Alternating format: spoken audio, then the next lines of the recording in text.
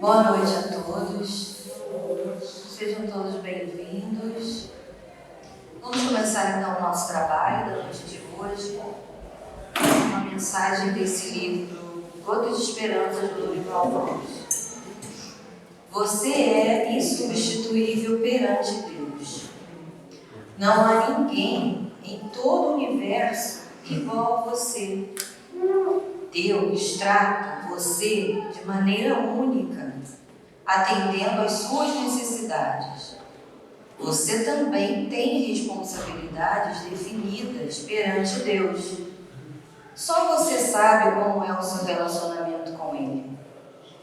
Valorize o maravilhoso encontro entre a sua realidade profunda e Deus dentro de você. O seu Deus não é o mesmo Deus de ninguém. É um Deus especial. Traz-lhe uma paz também especial. Por nada deste mundo substitua o Deus que atua no seu coração. Que lindo! Saber que a gente não é substituível, insubstituível, que não há ninguém no universo igual a gente. Mas o que mais toca a gente nessa mensagem, por nada deste mundo substitua o Deus que atua no seu coração. Então que a gente possa seguir o nosso coração sempre, né? Porque Ele sim sabe o caminho. E sempre se colocando, né? Eu sempre gosto de falar assim, se fosse Jesus, como faria? Aí todo mundo vai falar assim, nossa André, mas está tão longe isso. Mas já é um passo. A gente não consegue. Mas a gente mentalizar o Mestre Jesus, eu acho que o coração fica mais tranquilo, né? E a gente consegue fazer coisas boas, muitas coisas boas, né?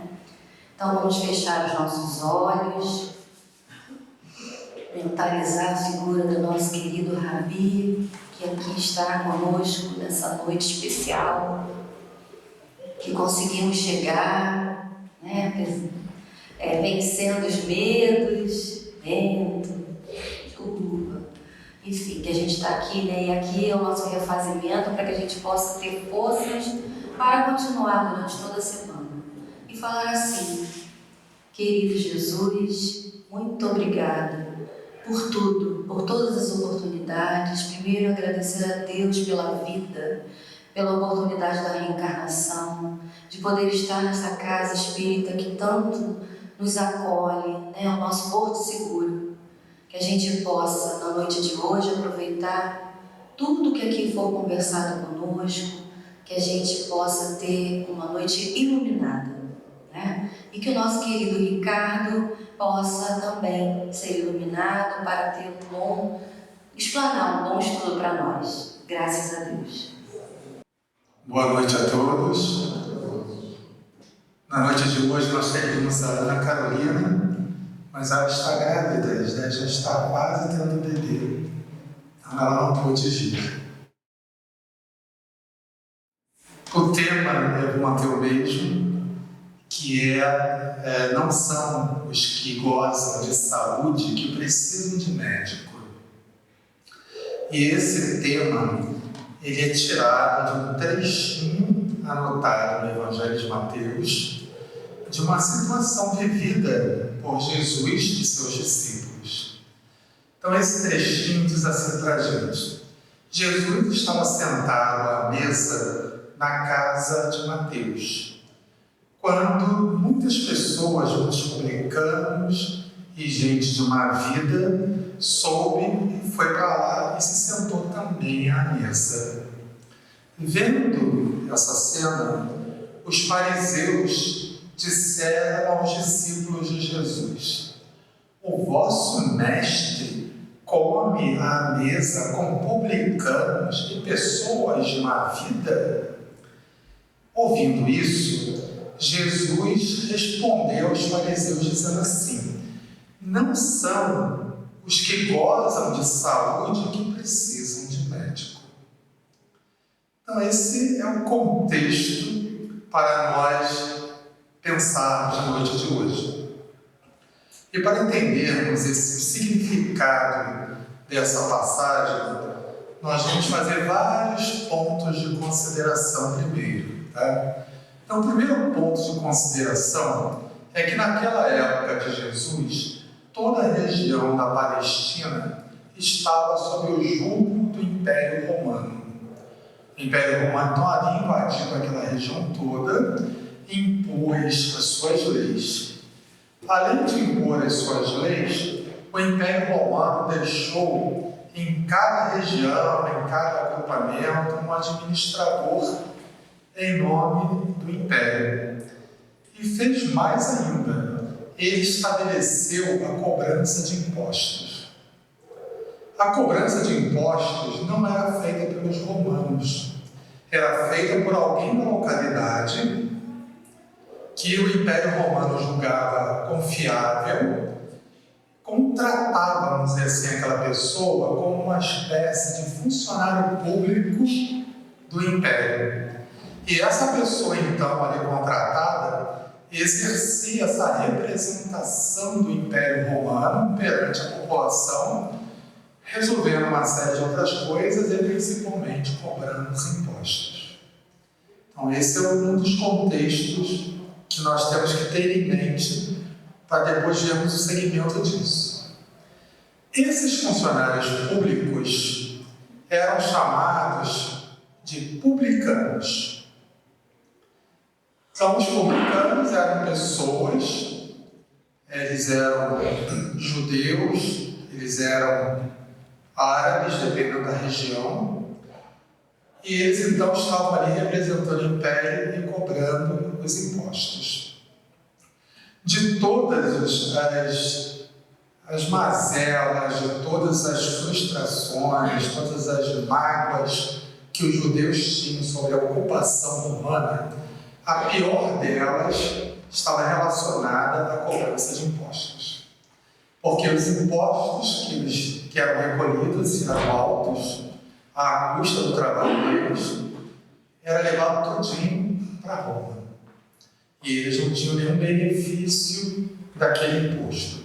Então eles tinham uma bronca, uma zanca danada com relação à cobrança de impostos. E, por extensão, àquelas pessoas que cobravam os impostos. Então, os publicanos, para os judeus, de modo geral, eram verdadeiros inimigos do povo. Eram pessoas que eles tratavam com total desprezo, porque essas pessoas estavam extraindo dinheiro deles, não estavam valorizando em nada a nação judaica e mandando esse dinheiro para Roma. Eu anotei aqui alguns aspectos, deixe-me olhar aqui nas minhas anotações para ver se eu não estou esquecendo alguma coisa relevante. Fariseus. Quem eram os fariseus? Desde que surgiu a tribo de Judá, que deu origem ao nome judeu, essa tribo surgiu a partir da cisão, lá no passado, dos filhos de um rei. E esses filhos, então, formaram 12 tribos. Uma dessas tribos era a tribo de Judá. Depois essas tribos foram se unificando para ganharem força e ficaram basicamente dois grandes blocos. O bloco dos judeus e o bloco, se não for a memória, dos samaritanos. Bom, os judeus, então, eles se organizaram de diversas formas. E surgiram os partidos, e surgiram as representatividades religiosas. Religião e partido político se confundiam naquela época, de forma que os fariseus, eles eram o partido dominante e eram também os representantes principais da religião judaica. Os fariseus, eles eram bastante conservadores. Eles não queriam saber de mudanças. Eles seguiam o que estava escrito na lei gravada por Moisés e no que os profetas deixaram. E faziam longas interpretações daquelas leis. E passava, às vezes, muito tempo discutindo as interpretações que foram colocadas pelos profetas ou pelos sacerdotes da época. Os fariseus, eles têm uma preocupação muito grande com os atos exteriores, com os procedimentos, com as normas, com o aparato que tinha que se usar para parecer que eles estavam cumprindo com os mandamentos da religião. Quem assistiu o filme The Chosen tem uma cena em que uma pessoa vai até Jerusalém, faz uma viagem longa pela noite toda para dizer que ela localizou o paradeiro de Jesus. Uma pessoa que estava denunciando onde estava Jesus. Antes de ouvi-la, o sacerdote lá, um dos principais sacerdotes, vira para a pessoa e fala assim: por que vocês estão usando essa roupa? Por que vocês estão usando essa blusa de duas cores? Aqui nós não usamos blusas de duas cores. Cadê as franjinhas da sua roupa? Cadê não sei o quê? Fez ele trocar de roupa para depois ouvir a denúncia que ele tinha que fazer. Isso ilustra bem como os fariseus se comportavam naquela época. Então, eles eram radicais, eles eram conservadores, eles aparentavam muita coisa, mas não seguiam. Eles eram bastante corruptos até, eles eram bastante falsos no que faziam. Foi por isso que Jesus combateu tanto em vários momentos, até chamando alguns fariseus, comparando eles a sepulcro, dizendo que era caiado por fora e podre por dentro. Porque era assim que eles eram mesmo. Eles não tinham elevação espiritual, mas eles aparentavam uma elevação. Então, aos olhos do povo que era ignorante, eles eram realmente o máximo. Publicanos, e falei da ocupação romana e o pagamento dos impostos.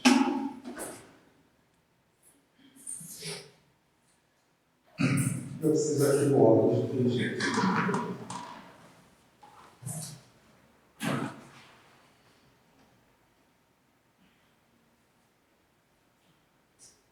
Uma outra coisa sobre os fariseus. Os fariseus se consideravam pessoas sadias. Por que eles se consideravam assim?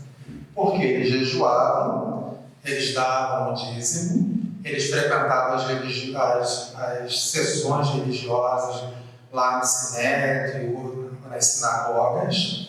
Então, eles cumpriam com os mandamentos da religião e, para eles eram filhos de Deus, eram pessoas sadias. Todas as demais pessoas que não eram farisaicas, que não eram como eles, para eles eram tidas como pessoas de má vida.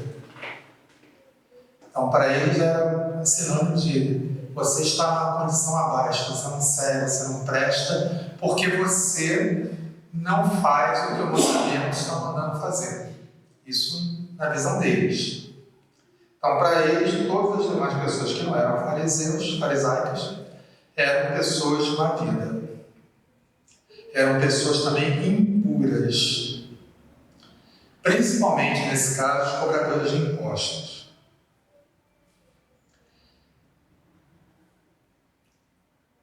As pessoas que eles chamavam de impuras eram as pessoas simples, ignorantes, eram as pessoas que não usavam roupas aqueles aparamentados da religião, elas não usavam aquilo. Eram as pessoas de outras religiões, que para eles não era nada, porque eles se consideravam os únicos filhos de Deus. Então, sendo eles os únicos filhos de Deus, os outros não eram nada. Os outros eram escórias da humanidade. Então, essa era a visão que os fariseus tinham. Agora, vamos remontar aquela passagem. Jesus estava na casa de Mateus. Mateus é um dos cobradores de impostos, que passou para a história graças a esse envolvimento dele com Jesus. Tem um outro cobrador de impostos que, para nós, também é muito conhecido. Vocês lembram? É o Zaqueu, isso mesmo, é o Zaqueu, é outro cobrador de impostos, mas que morava em outra cidade. Então, neste local onde Jesus está, onde ficava a casa de Mateus, se Mateus era cobrador de impostos, quem frequentava a casa de Mateus? Outros cobradores de impostos e pessoas da vida social, não eram sacerdotes. Então, quando eles souberam que Mateus estava recebendo a visita do profeta, de alguém muito ilustre, correram para a casa dele. E se sentaram à mesa, naturalmente, como naquela época era costume, para almoçarem juntos, para lancharem juntos, jantarem juntos, enfim. E os fariseus também foram. Eles também foram, porque eles viram o mestre Jesus sentado, né, à mesa junto com os demais. E aí fizeram a crítica. Como é que seu mestre, né, tentando rebaixar Jesus, está sentado à mesa com pessoas de má vida, com publicanos? Os discípulos provavelmente não sabiam responder isso, né? Iam ficar naquele período, que era o período inicial de convivência, sem resposta. Mas Jesus se antecipou e respondeu: não são eles, não são os sãos que precisam de médicos, são os doentes. Quem é que se considerava são naquela época? Os fariseus. Eles se consideravam sãos. Então Jesus disse: eu não vim para vocês. Por que Jesus não veio para os fariseus? Porque os fariseus estavam com a mente e o coração fechados. Fechados para qualquer informação nova, qualquer mudança. Eles só aceitavam que tivesse vindo de Moisés, dos profetas e dos sumos sacerdotes lá do Sinédrio. Então, eles eram fechados, e Jesus deixou claro: eu não vim para vocês. Evidentemente que toda regra tem exceção, porque Jesus não definiu uma categoria e disse: eu não vim para essa categoria. Eu não vim para aqueles que eram iguais àqueles que estavam ali apontando aquelas situações. No livro Paulo e Estevão, tem uma passagem que Emmanuel vai nos contar que um grande sacerdote, muito respeitado por Paulo, que era Gamaliel, soube da igreja que Pedro havia fundado. Na época não tinha nome de igreja, né? Era a Casa do Caminho. E que essa casa abrigava doentes e tal. E Gamaliel foi lá conhecer, como sendo um sacerdote, ele queria conhecer o que se passava na região onde ele estava. E estando lá naquela casa, Pedro recebeu com muito carinho, com muita atenção, e o levou para conhecer o trabalho. O trabalho era basicamente atender doentes. Todos os doentes que estavam abandonados chegavam lá na Casa do Caminho. Ou porque os próprios discípulos levaram, ou as pessoas que já sabiam que eles aceitavam, levavam lá para a Casa do Caminho. E Gamaliel, então, de repente, teve uma surpresa enorme. Ele encontrou um amigo dele de infância, de juventude, um grande amigo que era muito rico e que estava naquela Casa do Caminho, junto com todos os outros maltrapilhos. E esse amigo então contou a sua história, disse que ficou doente, uma doença estranha, e todas as doenças estranhas para aquela época eram tidas como doenças impuras, e a pessoa que era impura não podia mais morar na cidade. Ela, na verdade, ela era arriscada do livro das pessoas vivas, ela era expulsa da cidade e era colocado lá uma lista nas portas de entrada da cidade, que a cidade na época tinha grandes portões de entrada, para os guardas saberem quem é e não deixar entrar. Fulano não pode entrar.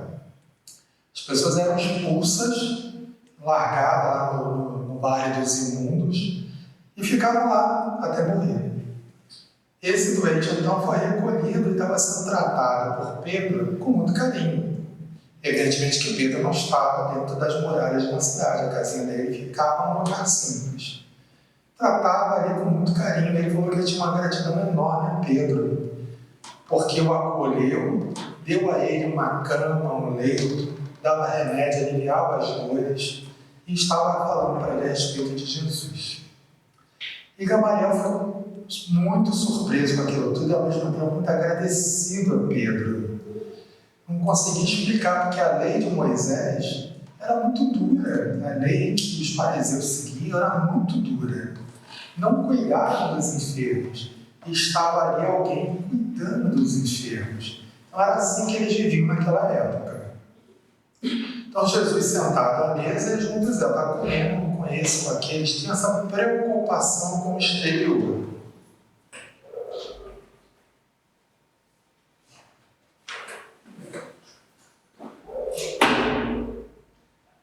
Bom, essa passagem também dos sãos e dos doentes, ela pode ser analisada sobre dois viés diferentes. O primeiro viés que nós vamos analisar juntos aqui é sobre a ótica da vida terrena. Então vamos analisar sobre essa ótica da vida terrena. Essa ótica vai nos dizer assim: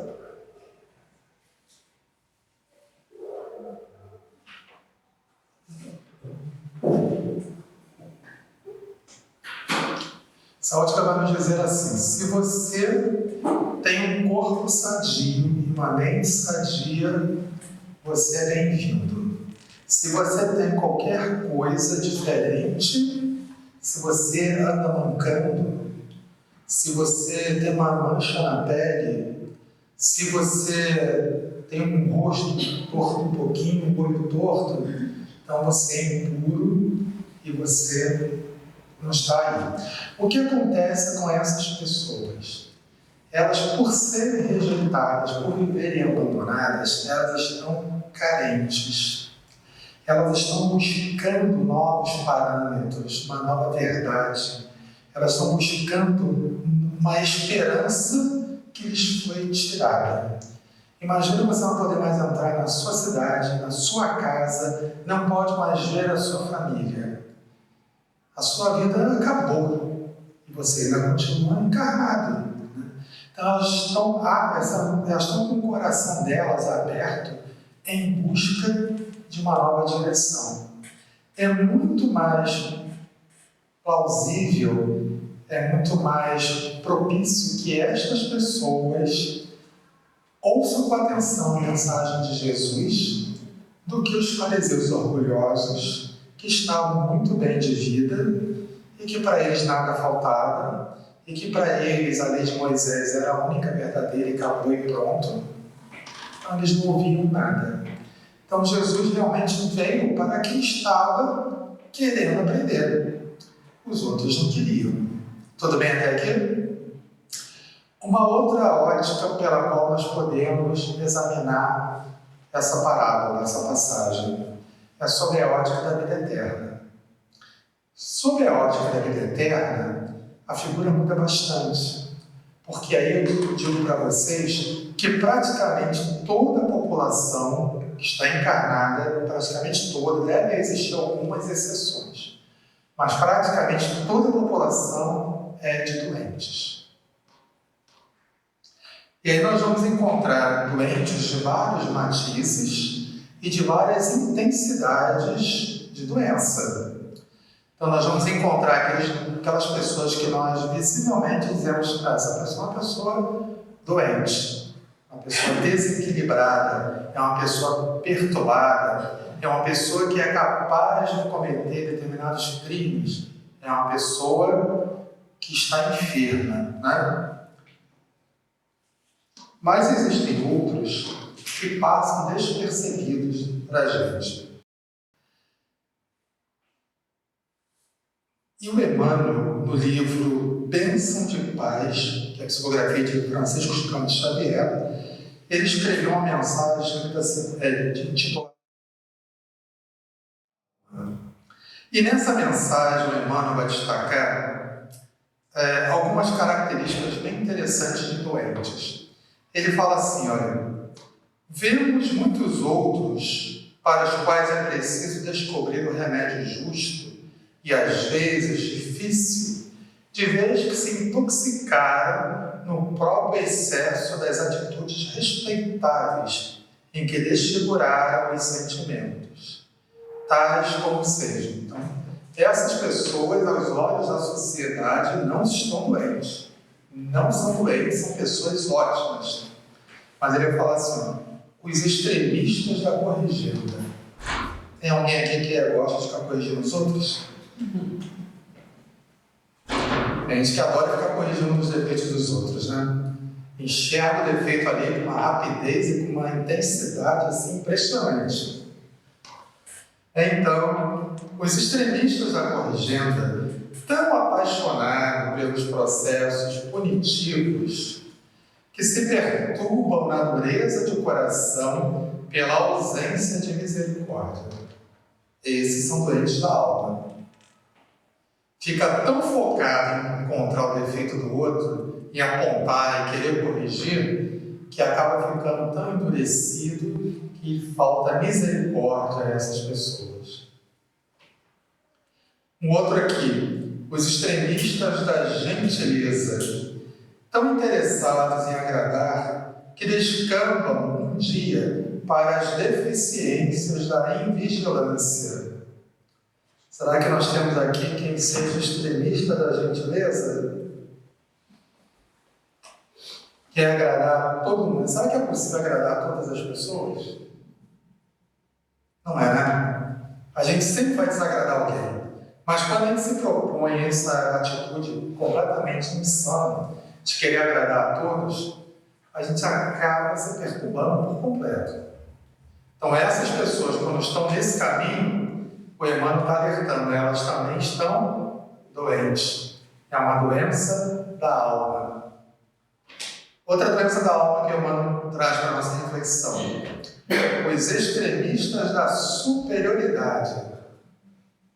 Tem alguém aqui que se sente superior aos outros? Os extremistas da superioridade. Sou o melhor de todos. Eu sou o cara, né? Sou eu que sou bom. A gente vê muito isso na época da eleição, né? Cada um dos candidatos se coloca como se ele fosse o herói da cidade, o herói do país, que vai resolver tudo, né? É o cara, né? Cada um deles faz isso. Então, o extremista da superioridade, tão agarrados à ideia de altura pessoal, que adquirem a cegueira do orgulho. Os extremistas da independência, tão ciosos da própria emancipação, que fogem ao dever, caindo nos desequilíbrios da licenciosidade. Então, tudo dentro da figura deles de independência, tudo é possível, tudo se pode, mas acaba entrando num caminho de licenciosidade, onde o rebaixamento dos sentimentos se torna uma marca muito grande lá para esse grupo, né? E um outro item aqui que o Emmanuel colocou, os extremistas da poupança. Os extremistas da poupança são receosos de perder alguns centavos, que acabam transformando o dinheiro, instrumento do bem e do progresso, na paralisia da avareza, em que se lhes arrasa a alegria de viver. Então nós temos aí esses extremistas, e Jesus veio para todos, inclusive para o fariseu. Quando a gente fala das doenças da alma, ser extremista, ser radical, achar que só a minha religião é a verdadeira, que só o meu ritual é que está certo, só eu estou salvo, isso é um ato de extremismo. Todos os atos de extremismo precisam de reeducação. E aí o que acontece é que numa existência só, muitas vezes é muito pouco para nós passarmos da situação que nós estamos aqui para uma outra situação aqui. É bem difícil. Na maioria dos casos, quando deixa a Terra, quando deixa seu corpo aqui na Terra, o Espírito vai levar com ele todas as virtudes e todos os vícios inerentes à sua natureza. E alguns se vão cheios de ódios, de desejos, de vinganças, de raivas, de frustrações, de antipatias. Outros vão tranquilo, sereno, em paz, cheio de esperanças, de satisfação íntima pelo bem que praticaram. Então, existem essas nuances todas. Mas vamos falar agora dos doentes, por enquanto. Esses que foram carregando o coração cheio de sentimentos pesados e negativos. O que será que acontece com essas criaturas quando elas estão no plano espiritual? Vocês têm alguma ideia? Sofrem. Com certeza sofrem. Isso é um ponto comum aqui. Além disso, dependendo da pessoa, né, ela pode ficar anos alimentando e ruminando esses sentimentos, sem querer dar um passo em direção ao perdão, sem querer dar um passo em direção a uma reconciliação. Então ela chega ruminando, ruminando e ruminando. Deus espera. Deus deixa que o espírito tenha o tempo dele. Às vezes essas ruminações levam séculos. Quem já leu o livro Libertação vai lembrar que a mãe do Gregório diz assim: nos últimos 400 anos eu tenho sentido um leve enfado no meu filho, e nos últimos 50 anos o enfado ficou maior. Para nós parece um tempo imenso. Para o espírito, esse tempo não é tão imenso assim quanto imagina. Então ele levou 50 anos para ter um enfado maior, 400 anos para demonstrar alguma coisa. E o espírito pode ficar lá durante muito tempo.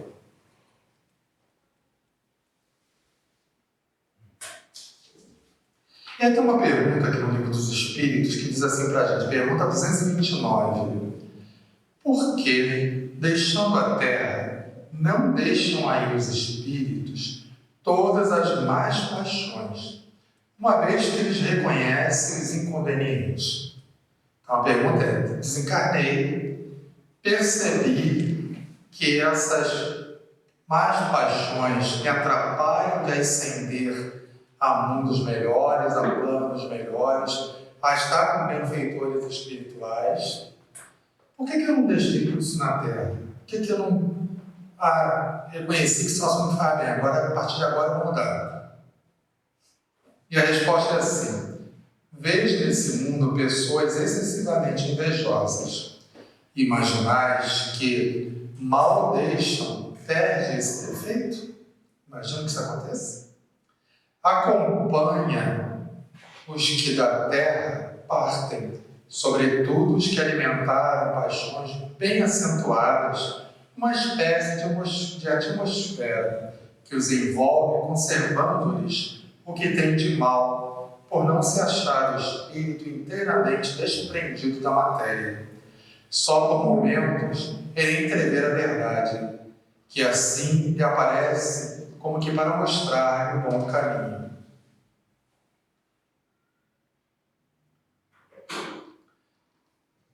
Então a criatura, ela não consegue deixar. Não é simplesmente um passe de mágica de eu perceber que isso não está legal e no dia seguinte, no momento seguinte, eu já larguei tudo aquilo e agora eu sou um espírito feliz. Não. Ela continua agarrada com aqueles sentimentos, até porque ela criou uma atmosfera em torno dela própria que faz com que ela tenha uma barreira natural até aos bons conselhos. Então ela fica ali ruminando até cansar. A técnica de Deus para conosco, a tática, é nos deixar cansar. Deus deixa quando nós cansamos e dizemos assim: Deus, não aguento mais, eu quero uma vida nova, eu não aguento mais esse sofrimento, não aguento mais esses pensamentos martelando na minha cabeça insistentemente, eu quero uma vida nova. Aí Deus dá a vida nova. Aí Deus dá a oportunidade da reencarnação. E aí nós estamos falando já dos processos de cura. Nós falamos antes das partidas, porque o espírito, do jeito que ele parte, como é que é, e agora a chegada.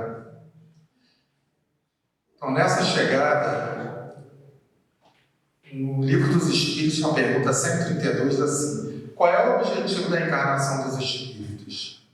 E a resposta é: a lei de Deus lhes impõe a encarnação com o objetivo de fazê-los chegar à perfeição. Para uns é uma expiação, para outros é uma missão. E nós vamos lembrar de Jesus que diz assim: ninguém pode ver o reino de Deus se não nascer de novo. Foi isso que Jesus disse. Por que é importante nascer de novo? Por que a encarnação é importante? Começa aqui com a encarnação ao véu do esquecimento. Então eu esqueço os atos da vida anterior, eu esqueço os pensamentos que me martelavam a cabeça, as visões que eu tinha, as ideias que eu tinha, para recomeçar. Então a criança está numa fase agora de recomeço. Tá? Então a encarnação, ela é almejada, ela é profundamente desejada pelo espírito arrependido. Nem sempre o espírito arrependido tem condições imediatas de reencarnar. Porque uma coisa é eu arrependi, a segunda é ok, agora eu preciso me preparar para reencarnar, porque senão eu vou errar de novo. Se eu não fizer um preparo no plano espiritual, eu vou chegar aqui e vou tropeçar de novo. Então, para ver o reino de Deus é necessário reencarnar. Aí nós vamos agora para a pergunta 383 do Livro dos Espíritos, assim: qual para o espírito a utilidade de passar pelo estado de infância? E a resposta: encarnar com o objetivo de se aperfeiçoar, o espírito durante esse período é mais acessível às impressões que recebe, capaz de lhe auxiliar o adiantamento para o que deve contribuir. Um papel aí não só dos pais, mas também dos incumbidos de educar. Às vezes a criança fica muito tempo com os avós, que é o meu caso, a minha família que Lana fica muitas horas com a gente. Do tempo que ela estava acordada durante a semana, ela fica mais horas comigo com a avó do que com a mãe, desde que ela está acordada. Então nós temos responsabilidades de educá-la também, mas isso não tira a responsabilidade da mãe, do pai, isso não tira essa responsabilidade. São os primeiros educadores. A infância tem ainda outra utilidade, a pergunta 385 do Livro dos Espíritos. Os espíritos só entram na vida corporal para se aperfeiçoarem, para se melhorarem. A delicadeza da idade infantil os torna brandos, acessíveis aos conselhos da experiência e dos que devam fazê-los progredir. Nessa fase é que se lhes pode reformar os caracteres e reprimir os maus pendores, tal dever que Deus impôs aos pais, missão sagrada de que deverão dar contas. Então Jesus já disse que há um outro mecanismo que Deus utiliza para a nossa cura, além dos próprios ensinamentos de Jesus, que é a encarnação. Então é uma combinação dos ensinamentos de Jesus com a encarnação. Não adianta nada eu encarnar, não conhecer absolutamente nada da moral cristã ou de qualquer outra moral, válida, boa, e viver uma vida de desequilíbrios. Eu terei vindo e vou voltar na mesma condição em que cheguei, sem ter feito progresso algum. Então, os pais têm esse papel, desde pequenininho, de observar a criança. E tudo aquilo que for um mal pendor, já ir cortando, já ir voltando, já ir ensinando caminhos novos. Que embora nós tenhamos o esquecimento dos atos da vida anterior, nós não temos o esquecimento das nossas tendências. E demonstramos as tendências já pequenininho. Então, se tiver tendência a mentir, vai aparecer pequenininho. Se tiver tendência a roubar, vai aparecer já desde pequititinho essa tendência. Se tiver tendência a praticar maldades, vai aparecer essa tendência. Todas as tendências vão aparecer, as boas e as que não são boas. E cabe então aos pais o trabalho da educação e o trabalho de reconduzir então essa alma para Deus. Então nós vemos que Jesus veio para todos. Ele preparou isso tudo para nós, porque Jesus construiu o planeta Terra com os arquitetos siderais sob a ordem de Deus, né, sob a permissão de Deus, prevendo todos esses mecanismos da reencarnação, do esquecimento, da família, dos pais. Tudo isso é pensado por Jesus desde que ele criou o planeta. Então, a família é uma das coisas divinas que nós temos na natureza. Faz parte das leis naturais a existência da família e esse processo educativo que vai transformando. E se nós juntarmos com o processo educativo da boa moral, dos bons costumes, os ensinamentos que Jesus trouxe, aí nós vamos incutindo valores para a vida eterna naquela criança. Valores que vão ficar nela, mesmo que depois ela não utilize, não põe em prática, mas estão gravados. Vocês lembram de André Luiz? Quanto tempo André Luiz ficou lá no umbral? 8 anos. O que foi decisivo para ele sair do umbral? Ele se lembrou que a mãe dele o ensinou a rezar. E aí ele começou a rezar com todo o sentimento, com todo o coração, com humildade, se arrependendo mesmo dos erros que ele havia cometido. Neste momento, finalmente, ele viu o amigo espiritual que já tinha ido visitá-lo inúmeras vezes, já tinha dado conselhos a ele inúmeras vezes, ele não ouvia nem via. Naquele momento ele viu e ele abriu então as possibilidades para esse amigo espiritual o retirar ali da região do umbral. Então essa transformação que ele teve foi graças à forma que a mãe dele ensinou na infância, ensinou ele a orar. E aquilo marcou anos depois, porque durante a vida de adulto dele, ele ignorou, ele esqueceu, ele não valorizou, mas o ensinamento ficou gravado dentro dele. Daí vem também a cura.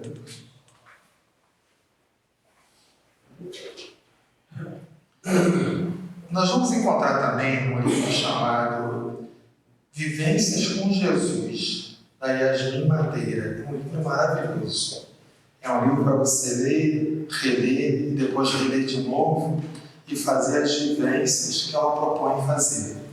Antes de cada vivência, ela pega uma passagem de Jesus. Ela não, o Espírito que a assessora detalha aquela passagem, explica a passagem, depois vem a vivência. Eu diria que é um trechinho que ela diz assim para a gente. A paz brota da integração de nossa vontade, pensamentos, sentimentos e atitudes com as leis divinas, naturais, repletas de amor. Assim, quando identificamos um desafio, necessitamos superá-lo utilizando as ferramentas crísticas.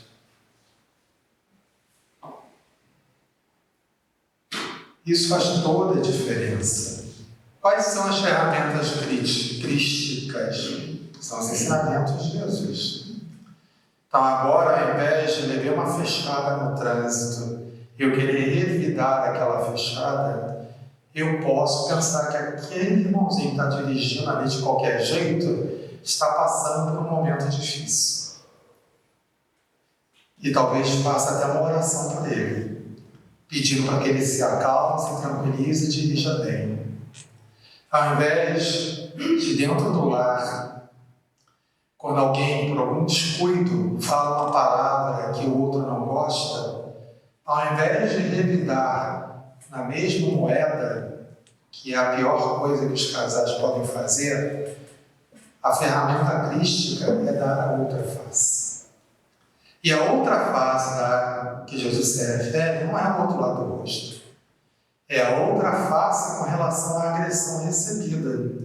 Se alguém me agride, a agressão está vindo de fora para dentro. A outra face, ao responder de dentro para fora, com com os valores que já embelezam a minha alma. É o responder com a misericórdia, é o responder com a paz, com a paciência, com a tolerância, com a compreensão de que o outro não faria isso, não diria isto, se estivesse num momento de equilíbrio e paz. Que o outro só foi capaz de dizer o que disse porque se desequilibrou. Então, quando eu penso dessa maneira, eu estou usando as ferramentas que Jesus nos trouxe. Automaticamente, eu estou me curando. Porque antes de mais nada, o enfermo sou eu também. Porque se eu não me considerar enfermo, eu estou me enganando nessa. Se eu não me considerar enfermo, das duas umas. Ou Deus se enganou, me colocou aqui, deveria ter me colocado num mundo feliz, onde só tem espírito superior, ou eu venho aqui em missão, eu sou um missionário, né, daqueles que qualquer coisa pode crucificar, botar coroa de espinho, eu estou nota 10, né? Quando na verdade é qualquer salavanca que nos dão e a gente já fica zangado, na maioria das vezes, né? Na maioria das pessoas. Então nós ainda não somos espíritos sem doenças, temos doenças. Às vezes não estamos enxergando as nossas doenças da alma. E acontece também na família uma coisa que é muito valiosa para nós. É que o outro com quem nós convivemos nos mostra a nossa doença. Ele mostra as nossas fragilidades, aqueles pontos que a gente não quer que sejam tocados, que a gente não quer ver. Aí a criatura vai e mexe com aquilo. E a gente fica zangado com aquela criatura. Mas aquela criatura é o nosso instrumento da perfeição. É ela que está nos ajudando a nos conhecermos. O que nós temos aprendido constantemente na doutrina espírita? Precisamos realizar o autoconhecimento. E a partir do autoconhecimento, realizar a reforma íntima. Eu não consigo realizar uma reforma íntima daquilo que eu não conheço. Então, primeiro eu tenho que conhecer, eu tenho que ver. Quando eu não consigo ver, o que Deus faz? Utiliza alguém do meu contato pessoal, quase sempre são as pessoas que moram comigo debaixo do mesmo espaço físico, para me mostrar as minhas dificuldades. E aí eu fico zangado com aquela pessoa, eu deveria dizer para ela, muito obrigado. Obrigado porque hoje eu me conheci um pouquinho melhor. É duro? É um treino? É um treino. E quem quiser saber mais sobre família, sobre a dinâmica da vida da família, sobre essas lutas e se fortalecido para conseguir vencer, entre para o grupo de estudos da família. Porque nós estamos estudando o tempo todo as formas das pessoas em família se conhecerem e se superarem e vencerem os obstáculos. Essa casa está cheia de oportunidades de estudos. Então, o grupo da família é permanente, sempre de portas abertas. Querendo entrar, é só entrar. Ah, mas eu vou à casa, eu sento, assisto as reuniões todas, eu boto meu nome lá naquelas caixinhas e eu tomo minha água fluidificada. Isso não é um amuleto não, tá, gente? Fazer essas coisas não é uma garantia de que você vai se elevar espiritualmente, que você vai superar os seus traumas, que você vai superar as suas mazelas, que você vai se curar. Isso é um alívio, mas o alívio acaba. Às vezes acaba ali no portão. Você sai ali no portão, já passa alguém que faz alguma coisa que você não gosta, pronto. Você já de novo soltando os cachorros, botando a baiana e coisas semelhantes. É preciso transformação. E a transformação vem do estudo, do autoconhecimento e chegamos no nosso horário. Eu agradeço a vocês. Espero que tenha ficado bom para vocês, porque eu comecei a fazer estudo já tarde, né? Eu soube que a palestrante não queria. Então, espero que tenha ficado bom. Muito obrigado pela oportunidade. Bem, meus amigos, que bom que nós hoje viemos buscar, né, elementos aqui nessa casa para começar ou dar continuidade. Né? Nós já temos consciência de algumas coisas, de algumas dificuldades que trazemos na alma, e através da doutrina espírita, dos seus ensinamentos, nós vamos conseguindo identificar em nós o que temos que trabalhar. É trabalhoso, é delicado, mas isso nos dará um equilíbrio, uma paz muito grande para nós.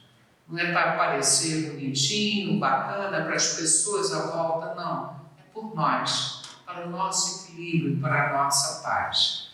Então vamos trabalhando isso com calma, lembrando Jesus, nos harmonizando com as leis divinas, e dessa forma vamos melhorando a nossa alma. E esse é o grande objetivo da encarnação da vida, né? É conquistarmos um pouquinho mais de luz para a nossa alma. Pois um dia vamos deixar aqui a matéria e vamos levar para o plano espiritual somente a nossa essência. O que fizemos de bom ou de ruim. Possamos ser um trabalhador de Jesus. No dia a dia, dentro de casa, na rua, pensarmos sempre em atitudes positivas. A Terra merece isso de nós. Precisamos melhorar a energia à nossa volta. Então, que Deus nos ajude. E nesse momento, nós vamos fazer uma ligação muito especial com Jesus. Pensar nele com carinho, nesse amor imenso que ele tem por toda a humanidade, o carinho, a misericórdia que ele tem por todos nós.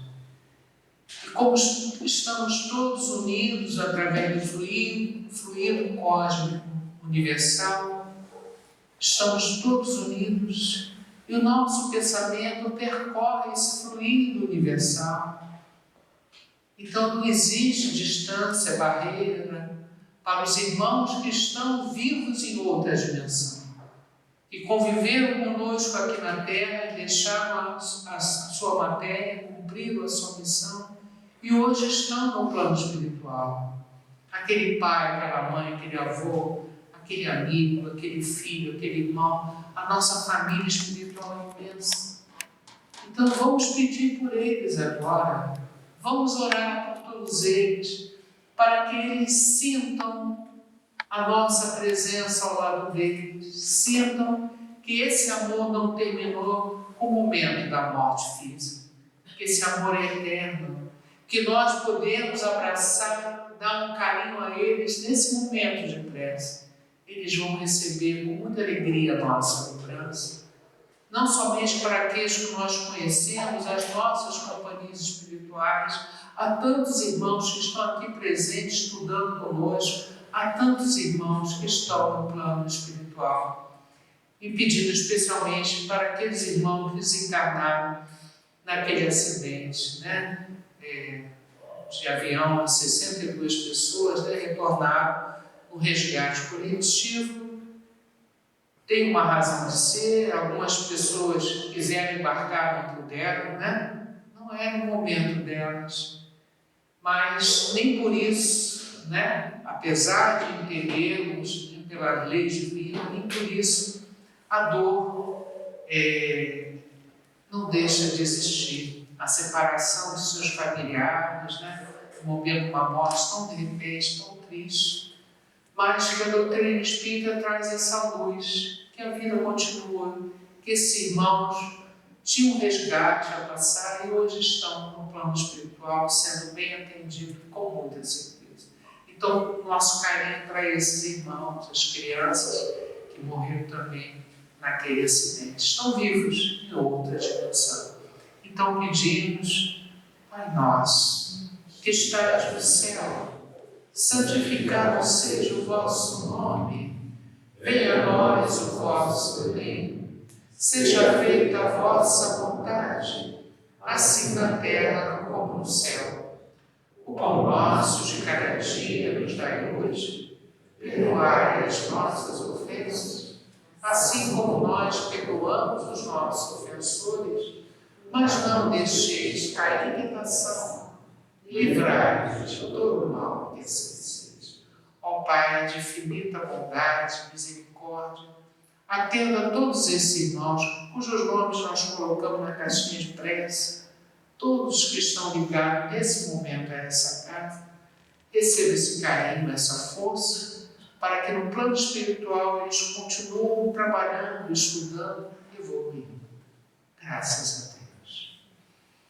E essa casa, né, de 99 anos, fez no dia 3 de agosto, ela é um ponto de luz há muitos anos nesse bairro e por onde ela passou em outros bairros antes. Então, que nesse momento, esse ponto de luz, essa energia bonita que todos nós aqui ajudamos a construir com o nosso magnetismo, nosso pensamento, nós queremos dividir primeiramente para nossas casas, né?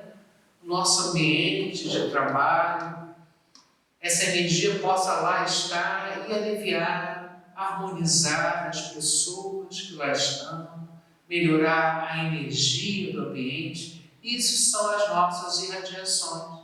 Estamos dividindo toda essa energia aqui para os nossos lares, para o nosso ambiente de trabalho, para todos os endereços que nós colocamos na caixinha de radiação.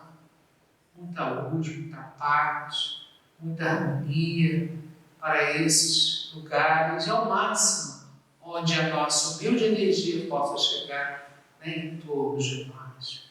Muita luz, muita paz.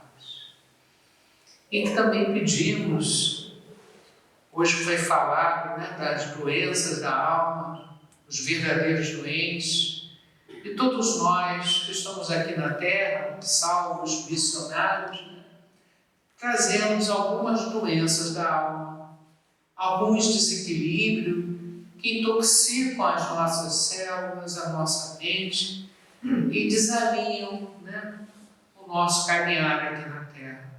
Precisamos curar devagar, com reflexão, com vontade, essas pequenas dores que nos machucam, para nos tornar pessoas mais equilibradas, mais fortes, entendendo que o nosso próximo tem também seus desafios, que ninguém aqui é perfeito e que precisamos nos amar, superar, perdoar tudo aquilo que o nosso Mestre amado nos ensinou. Então, tudo isso é saúde.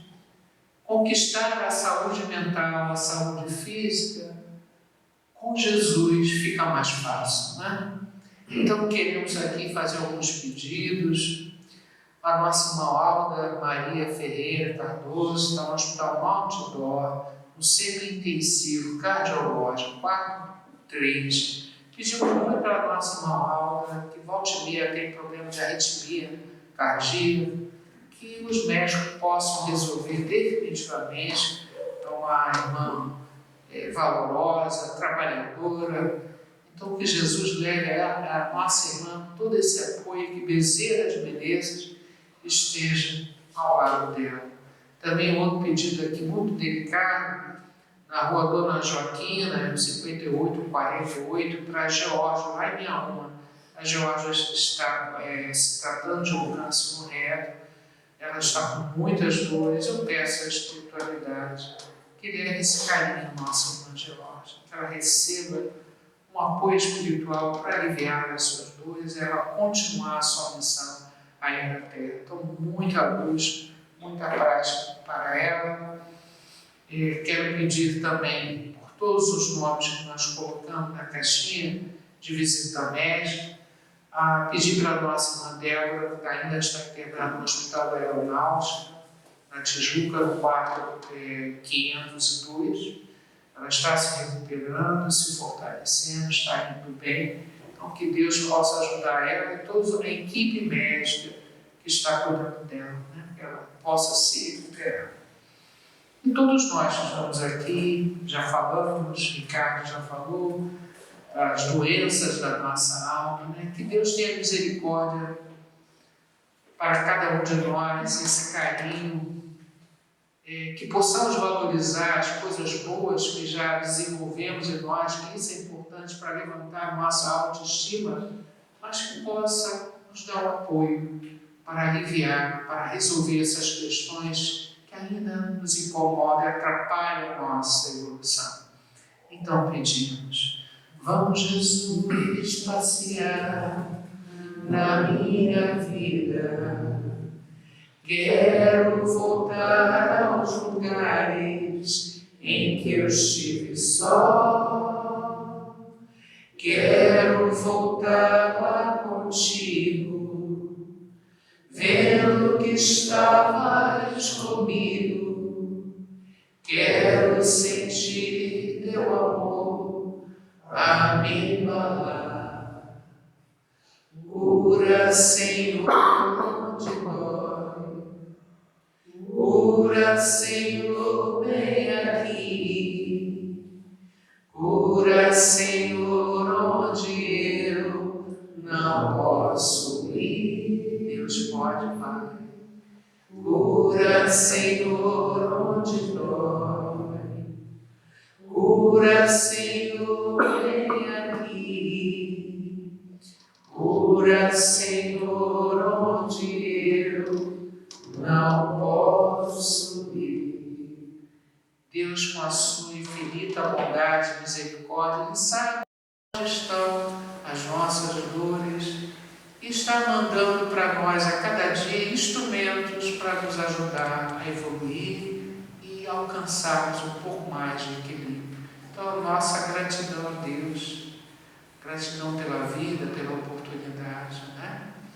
Obrigado à equipe médica da casa que vai trabalhando em silêncio, nos ajudando e atendendo a todos os nomes que nós colocamos na caixinha de visita médica, a todos os irmãos que estão precisando aqui também no plano espiritual de ajuda, fluidificando as águas do ambiente e atendendo os irmãos que estão pela rua hoje com esse frio muito triste, os irmãos que estão nos hospitais, asilos, orfanatos, prisões, onde houver um irmão precisando desse consolo, desse carinho, que essa energia chegue até eles, com muita luz, com muita paz. Então, estamos chegando ao final da segunda parte do nosso trabalho e nós só temos que agradecer a presença de vocês aqui, nos ajudaram a fazer esse trabalho nessa noite.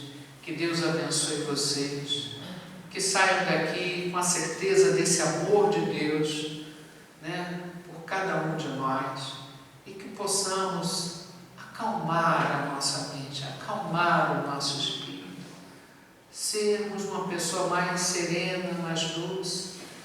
É mais fácil viver assim do que viver em desarmonia, né? Então vamos levar para a nossa casa um pouquinho desse amor, um pouquinho desse carinho, né? E pedir a Deus que abençoe toda a nossa Terra Escola, que está passando por um momento muito importante de evolução, de transformação. Possamos acompanhá-la para um planeta de regeneração. Obrigado, Senhor, que essa luz se estenda a todos, que todos possam retornar aos seus lares com muita paz e harmonia. E lembrar vocês que nós fazemos, né, a nossa operação espiritual no primeiro sábado de cada mês, a próxima, acho que é no dia 7 de setembro, é um feriado, mas nós teremos um trabalho aqui. Então, quem quiser se operar espiritualmente, presencialmente ou à distância, é só fazer inscrição na secretaria, ok? E lembrar vocês que nós temos vários cursos, se informem com o nosso irmão Ricardo. É muito importante estudar, viu? Que Deus abençoe a nossa Terra Escola querida, os seus lares, e convidamos a todos ao momento do passe, que será dado na salinha, primeiramente para os pais das crianças que vão tomar o passe lá em cima, e depois vamos chamar na ordem, né? Obrigado pela presença de todos e até a próxima, se Deus quiser. Lembrando a vocês da nossa sessão de quinta-feira, às 3 horas da tarde também. Uma sessão como essa. Boa noite.